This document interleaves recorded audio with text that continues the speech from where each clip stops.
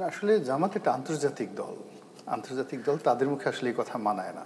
BNP একটা local দল।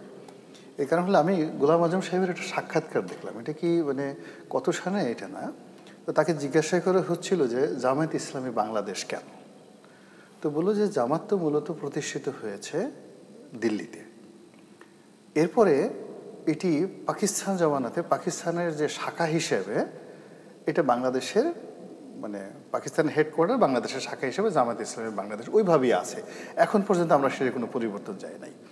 তো সেই ক্ষেত্রে আপনি যদি ধরেন ওই স্ট্রাকচার মানে গোলাম আজম সাহেবের সেই যে বক্তব্য, সেই বক্তব্যের বাইরে কাউন্টার জামাত ইন্ডিপেন্ডেন্টলি দাঁড়িয়েছে বা আলাদা, পাকিস্তান জামাতের সাথে তাদের কোনো সংযোগ নেই। তারপরে শেষে যাকে বলা হয় দিল্লি মার্কাজের সাথে তার কোনো সংযোগ নেই, এটাতে তো জামাত এখনও বলেনি। It's international party. জামাত একটা ইন্টারন্যাশনাল পার্টি। আবার তাবলিগ জামাতের মতোই, তাবলিগ জামাতের ধরুন দিল্লি মার্কাজ আছে, বাংলাদেশ মার্কাজ আছে, এরকম আর কি। জামাতের ইন্টারন্যাশনাল পার্টি। দ্বিতীয়ত হলো জামাতের যে আন্তর্জাতিকতা আছে, আমি মনে করি তাদের যে শক্তিমত্তা ঢাকা শহরে, তার সাথে লন্ডনে তাদের শক্তি কিন্তু কোনো অংশে কম না। সব দিকে they have very good logistic power. তাদের যে টাকা পয়সাগুলো আসে, এর একটা বিরাট অংশ আসে মধ্যপ্রাচ্য থেকে। মধ্যপ্রাচ্য, দুবাইতে যদি আপনি যান, তারপর শেষে জেদ্দাতে আপনি যদি যান, সেখানে জামাতের আমির, ওখানে জেদ্দার যে রাজা আছেন বা মানে ওখানে রাজপরিবারের যে সদস্য আছেন, তিনিও এত লোক জড় করতে পারবেন না। উনি গেলে এত লোক ওনাকে রিসিভ করার জন্য উনি যদি চান, যে ডিজায়ার করেন যে আমি জেদ্দা এয়ারপোর্টে নামবো, আমার জন্য 1 লাখ লোক লাগবে, তো জামাতের সৌদি আরবে 1 লাখ লোক জেদ্দা এয়ারপোর্টে এসে তাকে রিসিভ করবে। যেহেতু ওখানে আইনকানুন খুব কঠিন, অনেকের চাকরি থাকবে না, কিন্তু উনি যদি ডিজায়ার করেন, ওনার কিন্তু সেই সংগঠন আছে।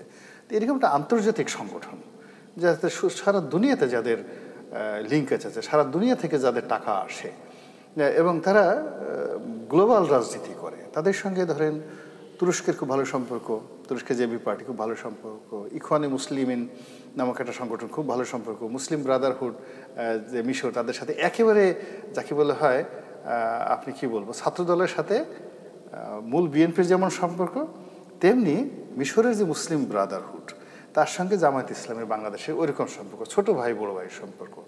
তো এইরকম একটা গ্লোবাল পার্টি, আমার কাছে মনে হয় জামাতের মতো এরকম কোনো গ্লোবাল পার্টি পৃথিবীতে দ্বিতীয়টা নাই। এটা গ্লোবাল পার্টি। তো তাদের দৃষ্টিভঙ্গি, তারা নিজেরা এত বড়, এত উদার, এত তাদের আন্তর্জাতিকতা, তো সেখান থেকে বের হয়ে তারা বিএনপিকে এত ছোট ভাবছে কেন? বিএনপিটা লন্ডনে কথা বলেছে, একটা সংবাদ সম্মেলন করেছে, এটা কি দোষ? 1 2 নম্বর হলো যে এখানে তো টোটাল বিষয়টা হয়েছে ডক্টর মোহাম্মদ ইউনূসকে নিয়ে। তো ইউনূস সাহেব যদি লন্ডনে বৈঠক না করে তিনি যদি বেগম জিয়ার সাথে ঢাকাতে করতেন, তাহলে তো বিএনপি না করতো না, কিন্তু তিনি করেছেন লন্ডনে। এখন লন্ডনে করেছেন, এখন যদি গালাগালি করতে হয়, রাগারাগি করতে হয়, ইউনূস সাহেবের সাথে করতে হবে, কিন্তু বিএনপির কোনো দোষ নেই।